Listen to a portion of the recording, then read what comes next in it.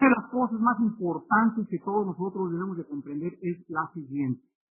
Todos nosotros venimos de denominaciones presbiterianas, bautistas, independientes, sin denominación, carismáticos, etcétera, etcétera. Pero hay una cosa que debemos de dejar claro. Hay cinco verdades fundamentales por la cual los cristianos nos llamamos fundamentalistas. Desgraciadamente hay mucha gente que se ha adoptado el nombre de fundamental cuando en realidad no han comprendido lo que significa fundamental. Pero una cosa es básica en todos nosotros. Número uno, la Biblia es la palabra infalible e inerrante de Dios.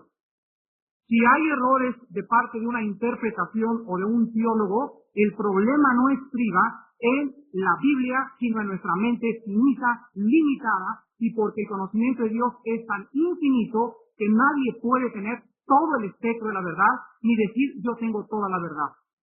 Entonces la palabra de Dios no tiene errores, y esto lo tenemos que defender con nuestra propia sangre. Número dos, la expiación es por el derramamiento de la sangre de Jesucristo. La expiación por el pecado no es por obras, no es por sacrificios, no es por el bautismo en agua, no es por ningún rito, no es por ninguna tradición, es exclusivamente por el derramamiento y el sacrificio de Cristo en la cruz del Calvario. Número 3, Cristo nació virginalmente. Número 4, Cristo vino en carne. Y número 5, Cristo resucitó a los 3 días de entre los muertos. Todas las demás cosas que nos dividen a los grupos cristianos son secundarias a esas verdades fundamentales. Si aquí en esta noche alguien me dice, pues yo puedo tener comunión con un católico, discúlpame, no puedo tener comunión con un cura, porque ellos no creen en la expiación por la sangre de Jesucristo. Ellos no creen que la palabra de Dios es inerrante e infalible, y ellos no creen otras verdades que no pueden ser negociables a ningún precio con ninguna organización. Así que en esta noche yo pienso que todos somos hermanos, que estamos bajo esas 5 verdades y que hay muchas cosas que nos diferencian y hay problemas de semántica, hay problemas de interpretación y nos hemos hecho una guerra y un pleito entre nosotros que es increíble que hayamos perdido de vista quién es el enemigo. El enemigo es invisible, no es de sangre ni de carne, es Satanás. Una de las cosas más difíciles de la vida cristiana es encontrar el equilibrio. Es lo más difícil que existe. La tendencia de la naturaleza humana es siempre irnos a los extremos. Un extremo o el otro extremo. Pero lo más difícil que existe, lo que más sabiduría se necesita, el balance más importante que podamos hallar es encontrar el equilibrio. Y para poder ser un cristiano equilibrado, se necesita ser, escúchame, un cristiano quebrantado. Dios no usa, tengo 18 años en el ministerio y me he dado cuenta que los vasos que Dios usa son cristianos quebrantados. No teólogos, no elocuentes, no con sabiduría humana, no con una campaña de publicidad por delante. Dios usa el alto y el sublime, el que habita en la altura y en la santidad. Él habita con los quebrantados y con los contritos de corazón, para hacerlos vivificar, para infundirles su poder, para demostrarles que su poder se está perfeccionando a través de nuestras debilidades. Y los extremos siempre nos han llevado a todas las organizaciones y a todos los grupos cristianos a problemas muy serios, donde muchas veces hacemos mucho daño porque estamos sinceramente equivocados. Les quiero dar a continuación, antes de entrar a analizar estas doctrinas que han revolucionado mi vida de una forma profunda, algunos ejemplos de extremos. Por ejemplo, en el área de la sanidad, se ha enseñado muchas veces que un paralítico está bajo una maldición y que una persona que está en una silla de ruedas no puede enseñar la palabra de Dios ni es digno de ministrar la palabra de Dios.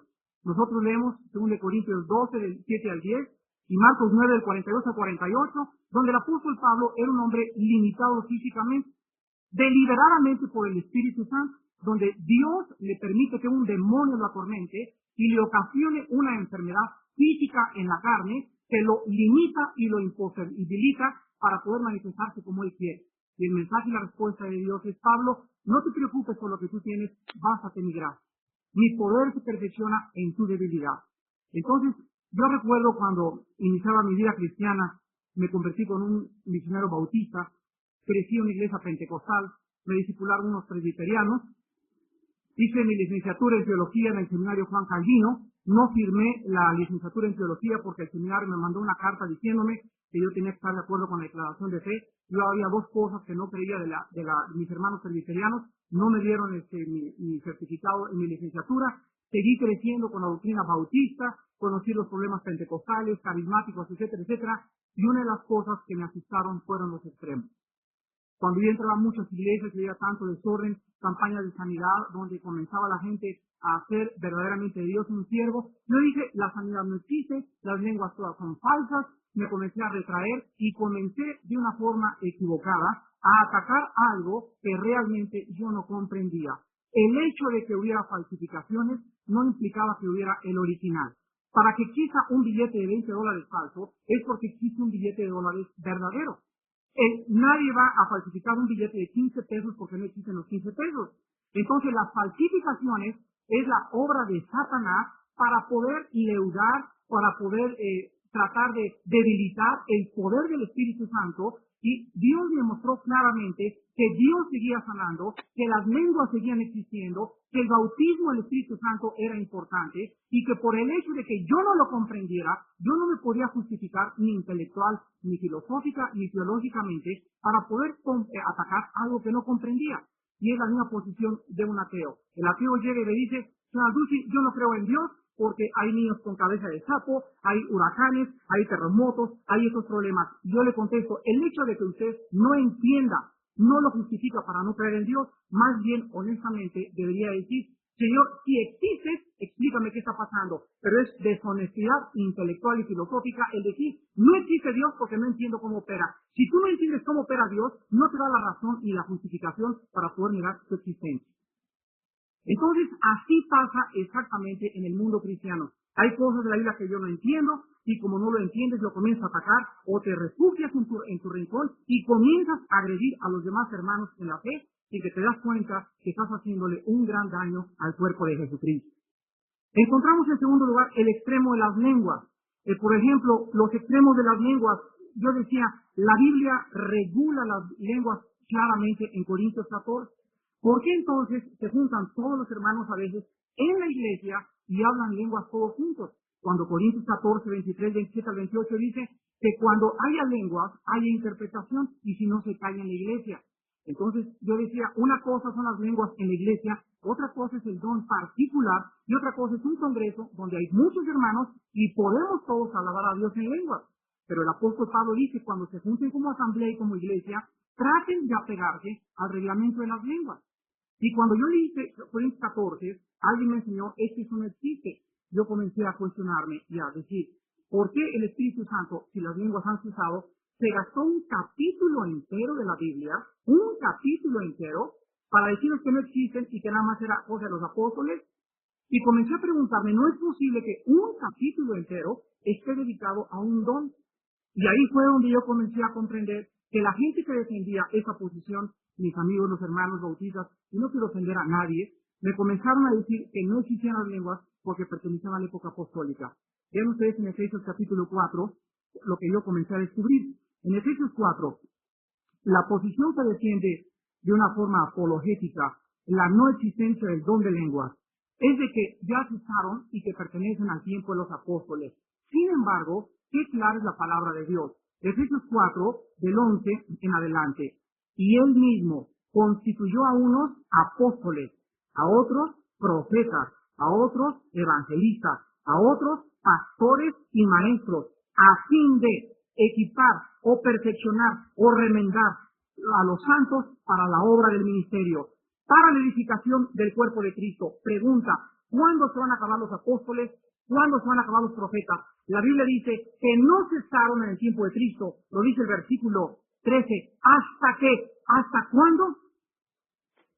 Hasta que lleguemos a la unidad de la fe. ¿Ya hemos llegado a esta unidad? ¿Ya hemos alcanzado? Entonces, como no hemos llegado, Dios sigue levantando apóstoles y profetas. Entonces, si alguien me dice que esto pertenece a los apóstoles, yo le contesto que entonces sigue habiendo apóstoles.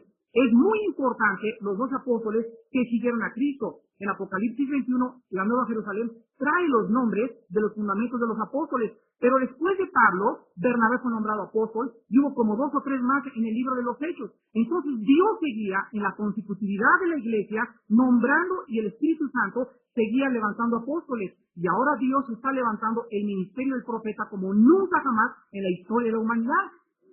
Pero esas tradiciones de los seminarios que se formaron y de las escuelas teológicas de los hombres que comenzaron a acomodar y a enseñar, comenzamos nosotros a recibir información, nos metieron un cassette, me programando de esa manera, y yo tenía que responder de la forma al cassette que me habían metido. Yo tenía que sacarme ese cassette y meter otro cassette nuevo.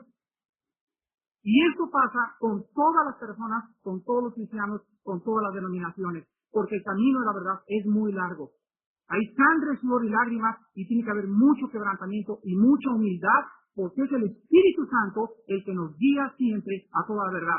No los hombres, no los seminarios, es el Espíritu de Dios. Dice 2 Corintios 12:12, y estas son las señales de un apóstol, dice Pablo, señales y prodigios de una forma maravillosa y maravillas. Entonces, si las señales de los apóstoles en aquel tiempo eran señales y milagros, significa que en el último tiempo también en un derramamiento especial del Espíritu Santo, Dios va a levantar la iglesia mucho más grande que Pentecostés. Y los milagros y las señales y el movimiento y el fluir y la operación del Espíritu Santo va a ser de una forma mucho más grande, porque la gloria postrera será más grande que la primera. Vemos también el extremo en la liberación de los demonios. Hay muchas personas que dicen, bueno, es que los demonios deben salir en 5 segundos. ¿Y por qué tardan 2 o 3 horas las liberaciones? Amigo que me escucha, cuando nosotros comenzamos a liberar demonios, nos dimos cuenta que nadie tiene, ni nadie ha tenido todo el poder de Jesucristo.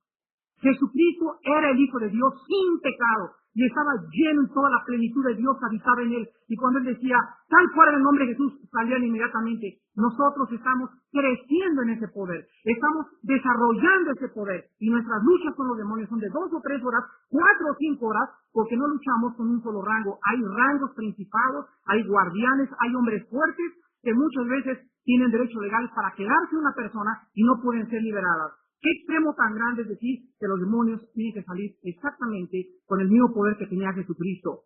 Otro extremo, que la esposa de un ministro debe cantar, enseñar, tocar el piano, gritar aleluya y dirigir el servicio.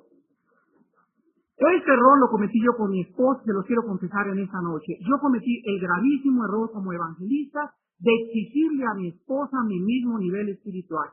Y como todas las esposas deben andar con el pastor y enseñar en sus viajes, comencé a ponerle cargas a mi esposa y cargas a mi esposa, y le comencé a exigir que debería estar en mi espiritualidad. Y luego le decía, eres una carnal, yo necesito una cosa más espiritual, etcétera, etcétera. ¿Y qué hice con mi esposa? La comencé a debilitar y a minimizar en su fe poco a poco.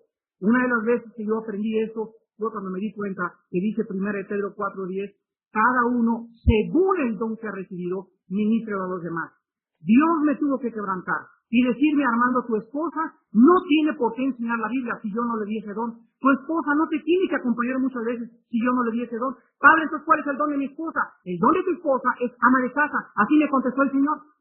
Y le di el don para hacer pasteles, le di el don para cuidar a tus hijos, y le di el don para que cuando tú regreses encuentres la casa limpia y para que sea tu ayuda idónea. Entonces yo tenía que entender esto a través del quebrantamiento, a través de las experiencias, a través del sufrimiento. Y una de las cosas que pude comprender fue entonces que mi esposa no era lo que yo quería que fuera. Tenía que aceptarla como ella era, débil en la fe, aprensible, hipersensible, delicada como un vaso, tener paciencia con ella, amarla hasta la muerte, serle fiel hasta la muerte, y no importando lo que ella me pudiera hacer, yo tenía que amarla como Cristo amó a la iglesia. No había ninguna condición de que si yo te amo si tú eres espiritual, y te voy a dar más amor si tú me acompañas. Dios dice el amor es incondicional, es recíproco. Lo mismo pasa con tu esposo y lo mismo pasa con tu esposa. Y vemos también en los extremos que nuestros hijos deberían ser el ejemplo máximo del vecindario. Cuando crecimos nosotros en México, todos los pastores me comenzaban a decir, tus hijos tienen que ser el ejemplo de la iglesia, y el ejemplo por acá, y el ejemplo por allá. Y mis hijos comenzaron a sentir la presión de que debían ser el ejemplo, y comenzaron a sentir tanta presión que se comenzaron a rebelar en contra de nosotros.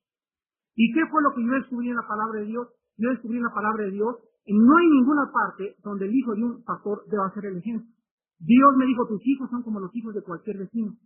A ti te voy a exigir más porque tú eres un hombre de Dios. Pero quiero decirte algo, te prometo en mi palabra que si tus hijos crecen, van a regresar al camino. No te prometo que se van a brincar las trancas, pero te garantizo que si educas al niño en su camino, cuando sea viejo no se apartará de él. Tenemos 4 hijos nosotros. El de 24 años, mi hijo Alan, es evangelista de tiempo completo. Se fue con Marcus Witt un mes a la India y regresó mi papá. Es increíble cómo Dios nos usó allá en la India. Mi otro hijo es el encargado de todo el sonido de Día Nueva para México. Tengo una hija que se nos brincó las trancas, se escapó de la casa y se casó con un muchacho y nos hizo nietos ahora. Y ya que regresó de su matrimonio, se convirtió. Y mi otra hija mayor que vive en Estados Unidos, entonces, yo he visto en todos mis hijos que todos 3 se apartaron, la grande nunca se ha apartado, pero los 4 ahorita están caminando con el Señor. ¿Y qué es lo que yo tuve que hacer? Confiar en las promesas de Dios. Pero no hay nadie que pueda decir, mi hijo es un ejemplo, o yo soy un ejemplo. El hijo de Billy Graham, Franklin, se alejó 4 años del ministerio del Señor y nunca regresó hasta que cumplió 25 años.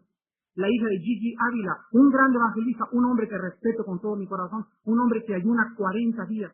La matan a puñaladas, su yerno, la cosen a puñaladas, porque se alejó de la palabra de Dios, y él va y gana en la cárcel, está en la cárcel ahorita su yerno, y lo gana para Jesucristo. Los hijos que hemos encontrado nosotros de los grandes predicadores como Billy Sunday, 2 de ellos se suicidan. Y encontramos aquí en la palabra de Dios que nosotros debemos de confiar en las palabras de Dios, pero el único ejemplo es Jesucristo. Hermanos en Cristo, tú y yo somos hombres de carne y hueso.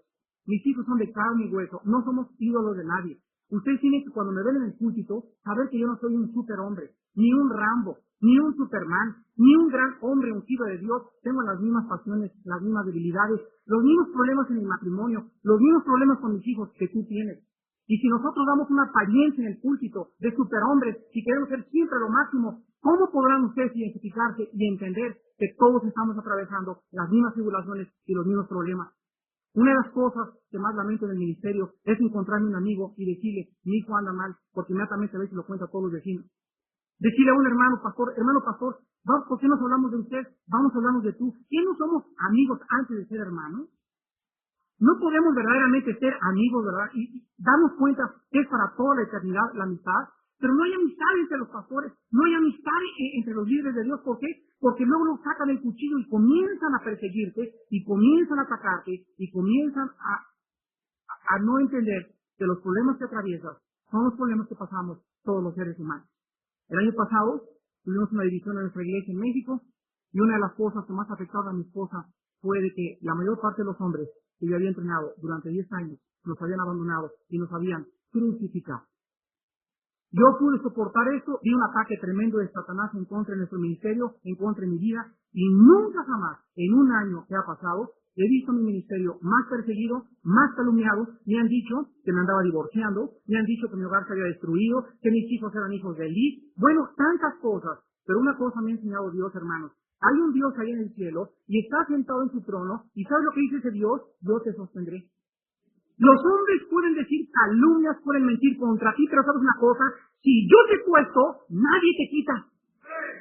Porque Dios ensalza y Dios levanta. Él es el que humilla, Él es el que pone, Él es el que quita. Y cuando alguien está ungido y tocado por el Espíritu Santo, cuidado, dice el Señor, que toquéis a mis ungidos. Y si nosotros no confiamos en eso, entonces la guerra es nuestra. La Biblia dice en el Salmo 127, si Jehová no edificar la casa, en vano trabajamos.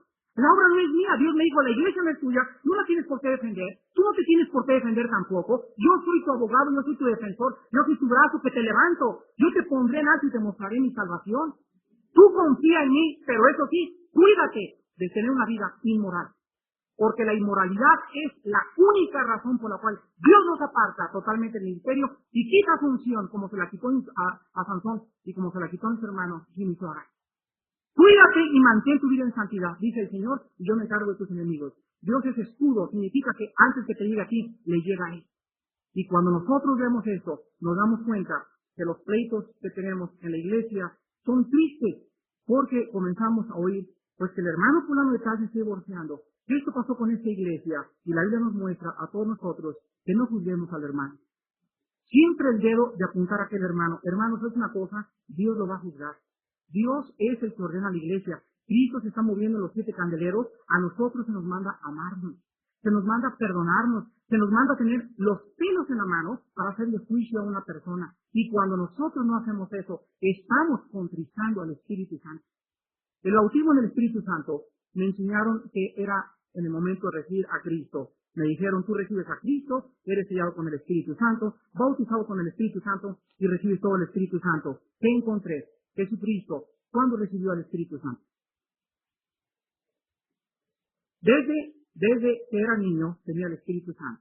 ¿Por qué en 30 años Jesucristo? ¿Por qué en 30 años Jesucristo no sanó a un leproso, no abrió los ojos de nadie, no echó fuera demonios, no predicó el Evangelio? Yo puedo preguntarme de Cristo a los 20, 25 años. ¡Ay, papá, se está muriendo la gente! Cristo caminaba por Galilea y veía a todos los leprosos, a la fulana de tal que era adúltera, y a nadie exhortó, a nadie salvó, a nadie curó. ¿Por qué? Porque hasta que en el río Jordán fue bautizado con el Espíritu Santo, desde ese momento en adelante inicia su ministerio. Y lo primero que recibe Cristo al recibir el bautismo del Espíritu Santo es el ataque del diablo.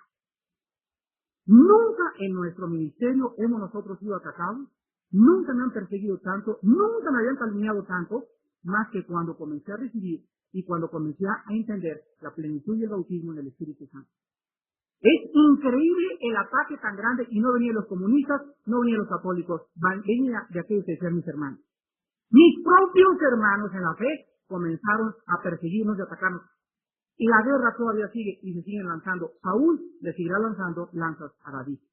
Pero acordémonos que la victoria está en no contestar las ofensas, en no contestar las calumnias, en quedarte callados y orar y traerlo a Dios en oración, y Dios se defenderá. Los apóstoles, cuando recibieron la vida eterna, cuando fueron regenerados, cuando recibieron el Espíritu Santo, no fue en Pentecostés, fue 50 días antes de Pentecostés. En Hechos 20, Cristo sopló el Espíritu. En ese momento ellos lo recibieron dentro de ellos. Y a pesar de eso se les dijo, esperen la promesa. Entonces, lo que Cristo sopló no era la promesa, era la iniciación de su regeneración y recibían la vida eterna. Cuando recibimos a Cristo, somos sellados con el Espíritu Santo, recibimos al Espíritu Santo, pero después el bautismo en el Espíritu Santo es una operación subsecuente. Puedes recibirla a la hora, a los 2 días, a los 8 días, al mes. Dios es soberano en el otorgamiento del bautismo en el Espíritu Santo. Pero el bautismo en el Espíritu Santo no es la regeneración teológicamente, es recibir el poder para el servicio.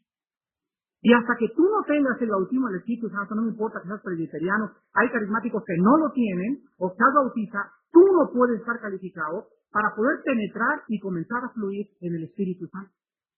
Vemos nosotros, pues, que Pablo, ¿cuándo se convierte Pablo?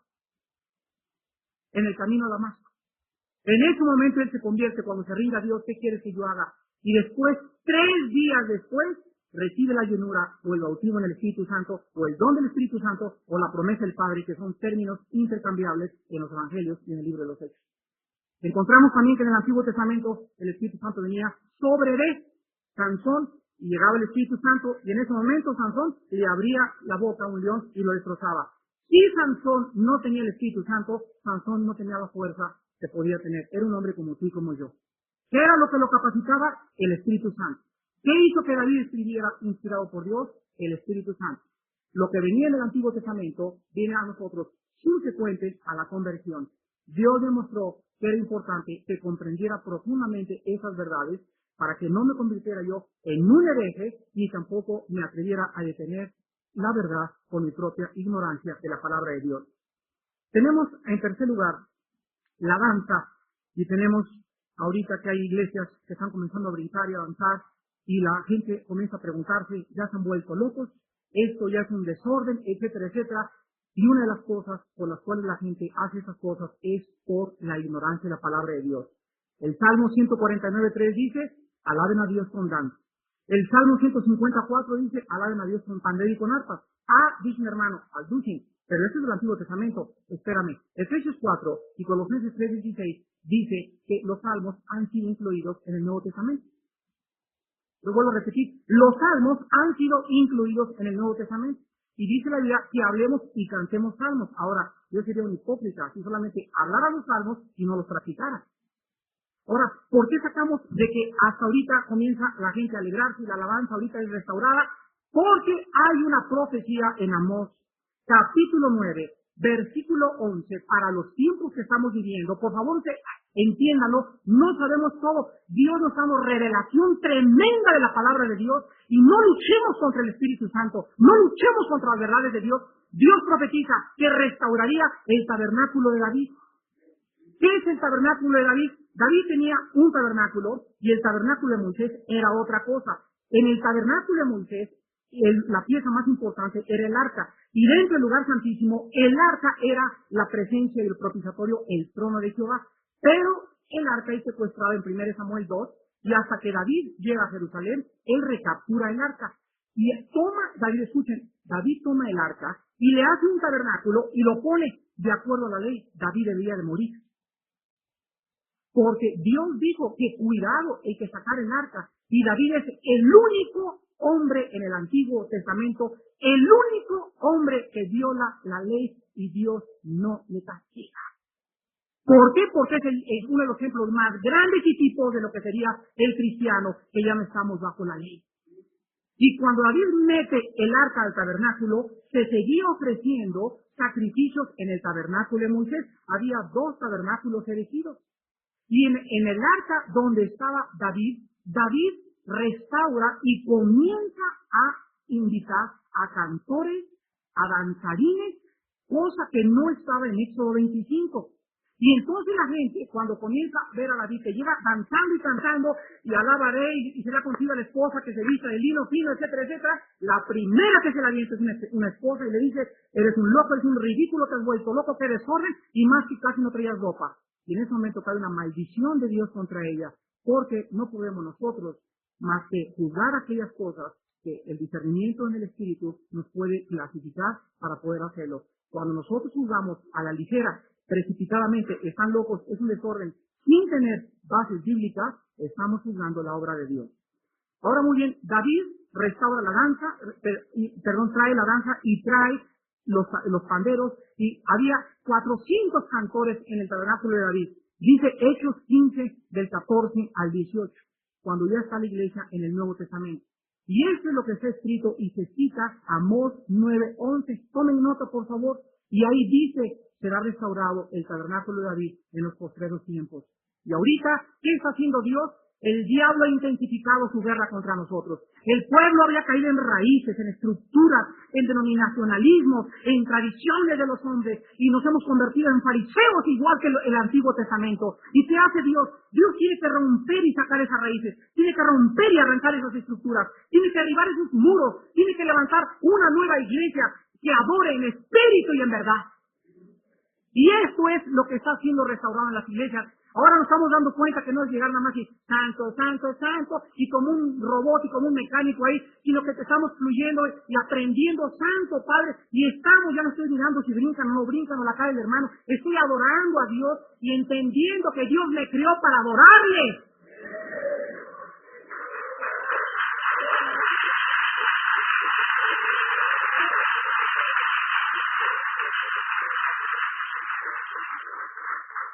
¿Qué pasa también cuando no sabemos qué significa la danza? Que la danza no es caderazos, la danza no es salsa, la danza no es cha-cha-cha. Y entonces los líderes espirituales en la iglesia tenemos que aprender a entender la palabra danza en el hebreo, significa así, brincos o giros alrededor. Entonces podemos agarrarnos todos los tomanos de la mano todos los cristianos y venir así como las danzas hebreas, etcétera, etcétera, y hacer títulos preciosos en la iglesia y brincar así, pero nada de cadera. Porque los movimientos sensuales es la danza del mundo. Nosotros no bailamos, danzamos en el espíritu. Y cuando aprendemos eso, aprendemos que hasta eso debemos de reglamentarlo y ordenarlo e ilustrar a nuestras iglesias para que no se pare el hermano ahí más que unos pantalones apretados a mover ahí las caderas. A ese sí es desorden, ese sí es tropiezo. Encontramos en último lugar el ministerio de la liberación de demonios. Cristo, yo he encontrado lo siguiente. La palabra salvación que se usa en el Nuevo Testamento es la palabra sozo, S-O-Z-O. Y la palabra salvación no implica, pongan atención, no implica ni se limita a la salvación de los pecados, sino que la palabra salvación implica salvación de los pecados, sanidad física y liberación de demonios. La liberación de demonios está incluida en los dones espirituales, en 1 Corintios 12, en los dones de sanidades. Cuando Cristo liberaba, se usaba la palabra sanidad. Una persona libre de demonios es una persona que se le está administrando sanidad. Pero la iglesia se olvidó de ese ministerio. Y estamos invadidos en las iglesias, invadidos de espíritus religiosos, de espíritus de traumas, de espíritus de esquizofrenia, de hermanos maníacos depresivos, de neuróticos. ¿Y qué cosa pasó cuando la iglesia se olvidó de esto? El diablo metió el sustituto y levantó a psicólogos y psiquiatras. Los psicólogos y los psiquiatras son la usurpación más grande del ministerio de la liberación de demonios.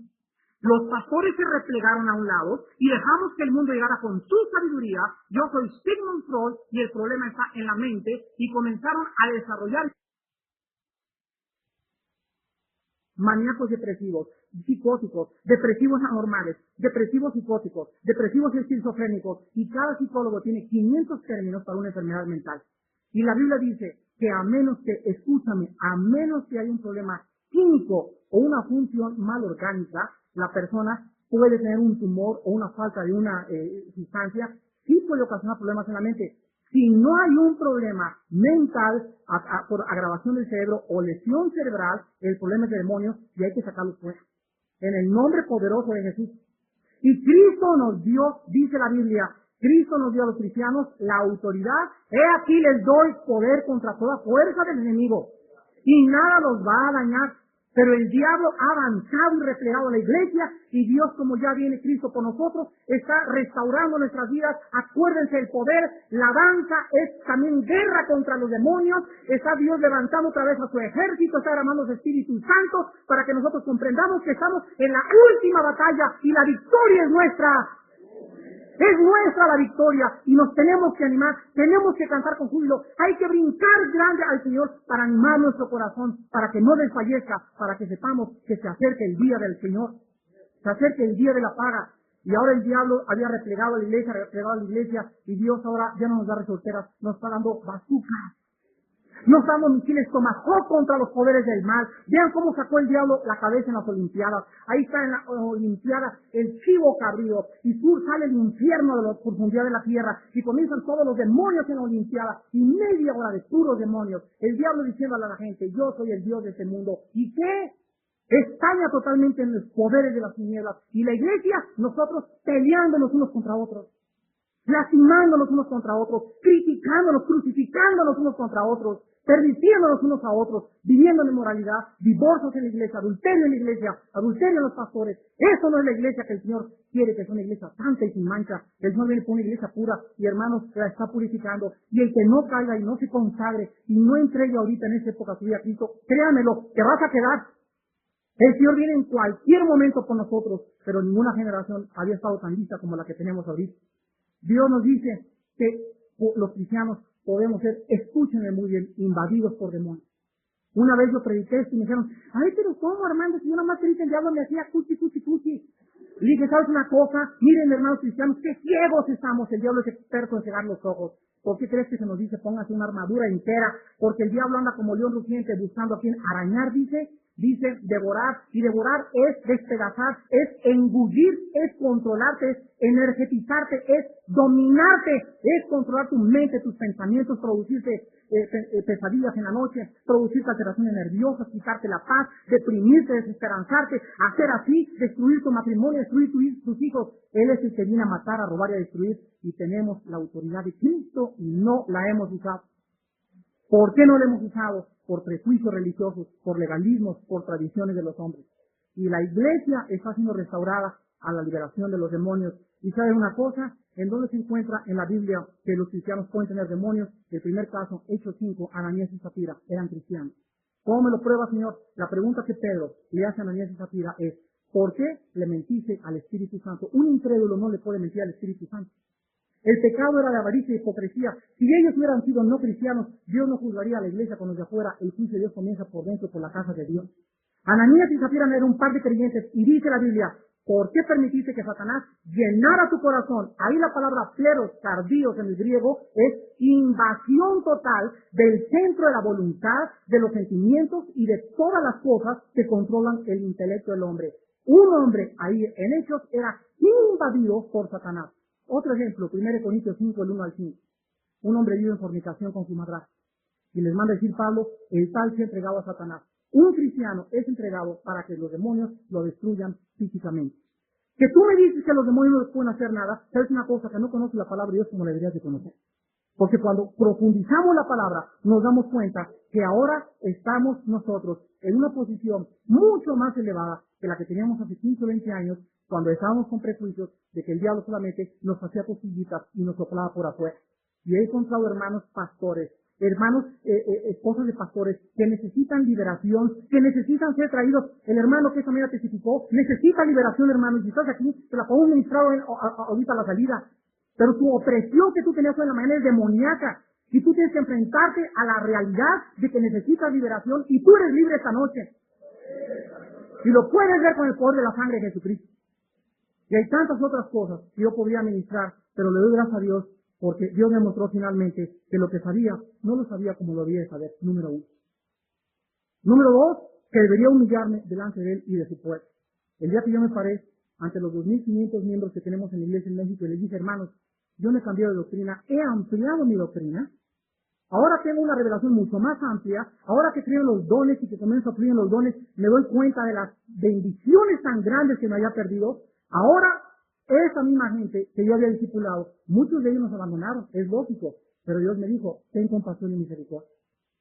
Ten compasión y misericordia, porque la obra del Espíritu Santo no es mía. Ora por ellos, predícales a ellos, ten paciencia, soporta la humillación, soporta la persecución, te van a calumniar, te van a decir muchas cosas, pero yo estoy contigo, yo te sostendré. Número 3, me dijo que no debería tener miedo a las operaciones del Espíritu Santo, ni tampoco debería tener miedo a las falsificaciones. Una de las cosas por las cuales yo no entraba a eso era porque tenía miedo en volverme extremista, en creer que de repente iba a caerme al suelo, me iban a revolcar, y me di cuenta de que, oiga, pero no será que alguien se cae al suelo. Daniel cuando se encontró al ángel se cayó al suelo. Juan en Apocalipsis, cuando fue encontrado con Cristo, el poder de Cristo lo tumbó al suelo. Entonces, el caer al suelo sí es bíblico, pero también es bíblico que los demonios lo pueden hacer. Pero que nadie venga y diga, el hermano pone las manos y se cae al suelo, no está en la Biblia. Sí está en la Biblia, léela otra vez. ¡Léela otra vez! Finalmente, el Señor me dice, Armando, todo mi pueblo tiene que ser un hombre nuevo. Todos ustedes, hermanos pastores, escúchenme muy bien.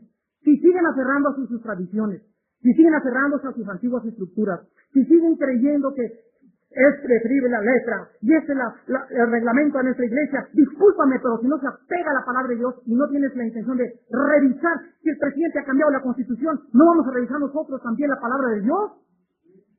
Y la palabra de Dios es infalible, nos equivocamos nosotros, no se equivocó el Espíritu Santo, pero vuelve a leer otra vez la palabra de Dios y te vas a convencer que lo que sabíamos, no lo sabíamos como lo deberíamos de saber.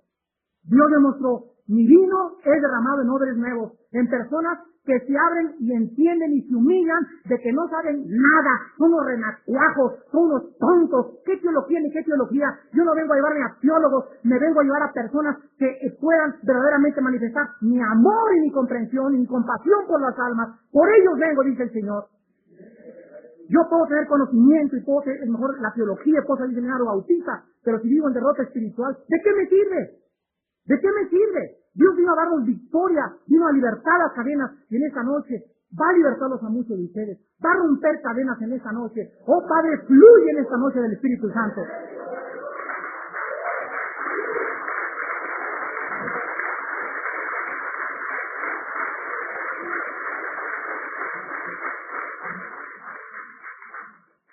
Y finalmente, hermanos, quiero decirles que tenemos el tiempo contado. No ahorita, el tiempo de Cristo. El Señor viene. El Señor viene. Satanás va a intensificar la guerra contra nosotros. Tengo 5 años viniendo a la ciudad de Guadalajara a tener campañas evangelísticas y quiero decir lo siguiente. En Guadalajara hay principados de narcotráfico, de inmoralidad, de división entre las iglesias. Hay un guardián y hay un espíritu de un rango enorme en Jalisco, especialista en causar entre los hermanos problemas y divisiones. Como en pocas ciudades lo he podido discernir en mi espíritu. Y la única solución para que pueda el Espíritu Santo, quiero decirles, este retiro es el inicio de algo muy grande para Guadalajara. No nos ha puesto el Espíritu Santo juntos solamente para recibir información, sino que para que seamos tocados con el poder de Dios.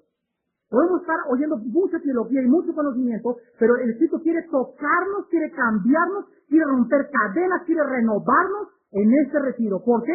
Porque el Señor ya viene. Y si ustedes no rompen esas cadenas y esos prejuicios y esas tradiciones, Dios va a hacer la obra con otras personas. Pero nadie es indispensable, nadie es y se puede llamar delante de Dios necesario. Dios quiere que nosotros cooperemos y colaboremos con Él de una forma voluntaria. Aquí en Guadalajara, la única solución para pelear con estos principados es la oración. Si los pastores aquí en Guadalajara se juntan y de una forma metódica, cada sábado, cada viernes, qué programa, ni qué anuncios, ni qué nada, a orar y hacer guerra contra los poderes del mal, Guadalajara será para Jesucristo. Y mientras no entendamos qué es la oración es el poder más grande que Dios nos ha hecho, es el poder más grande que existe. Escúchenme, el diablo va a hacer todo lo imposible para hacer que nos juntemos a programar, para formar métodos, para hacer esa cosa, la dominical, pero el diablo impedirá que nos juntemos a orar. Yo quiero decirles que ojalá que de aquí a mañana, es algo que no hemos hecho, no hemos tenido una reunión de oración como líder. Y necesitamos, antes de que acabe el día de mañana, no sé, mañana o hoy en la noche, de la 1 a las 2, o mañana a las 5 a las 6 de la mañana, orar, abrazarnos todos, pedirnos perdón todos, orar y atar los poderes del mal en ese estado. Y escúchenme, ustedes son los hombres que Dios ha usado aquí y que seguirá usando. Dios no hace nada fuera de la iglesia. El vehículo de Dios es la iglesia de Jesucristo. Y para que la iglesia pueda funcionar, la iglesia tiene que estar unida como una red. Y si no hay esa unidad y no hay esa red, ¿qué cosa va a usar Dios? Dios no puede usarlos a ustedes. Lo único que queda es que cada iglesia aquí será juzgada por el juicio de Dios, porque el juicio comienza en la casa de Dios. Padre, te damos gracias en esta noche. Te alabamos y te bendecimos, Padre eterno, maravilloso, fuerte, celoso, misericordioso. Oh Dios, cuánta misericordia tienes para con nosotros. Qué paciente eres para con nosotros, Señor. Gracias por haber esperado tanto tiempo, Padre. Gracias, Señor, por haber tenido paciencia con mi vida. Gracias, Señor, por haberme iluminado mi entendimiento. Gracias porque tú lo seguirás haciendo, Señor, con todos aquellos vasos quebrantados delante de ti. Oh Dios, quebrántanos. Quebrántanos, Espíritu Santo. Humíllanos más y más. Muéstranos que lo que sabemos no lo sabemos como lo deberíamos de saber. Muéstranos que somos vasos inútiles, soberbios, creídos, cuando ante tus ojos, Padre, tu poder es lo único que vale la pena. Porque es tu Espíritu Santo moviéndose en vasos frágiles de barro para que reconozcamos que el poder viene de ti. Oh Espíritu Santo, fluye en esta noche. Fluye, Espíritu del Dios viviente. Rompe cadenas. Rompe prejuicios. Espíritu Santo, tú eres el único que lo puedes hacer. Libera a los cautivos en esta noche, Padre. Atamos espíritus de celos entre nosotros. Espíritus de envidia quedan atados en el nombre de Jesús. Espíritus de división no tienen que hacer nada con nosotros. Oh Señor, fluye en esta noche. Que tus ángeles nos rodeen en este momento, Padre. Que no haya refuerzo del enemigo en esta noche. Que tu Espíritu sane, Padre. Sana, Señor. Rompe esos prejuicios. Rompe esas tradiciones en esta noche. Haz tu obra para tu gloria, Señor Jesús. Levanta hombres y guerreros llenos del Espíritu Santo en Guadalajara. Dales amor a mis hermanos los pastores. Dales carga para orar. Oh Dios, danos carga por orar. Danos carga por orar. Danos carga por las almas, Señor. Un mundo perdido que necesita la frescura de nuestro amor. Bendito seas, Padre. Te alabamos, Señor. Alabado sea el nombre de Dios.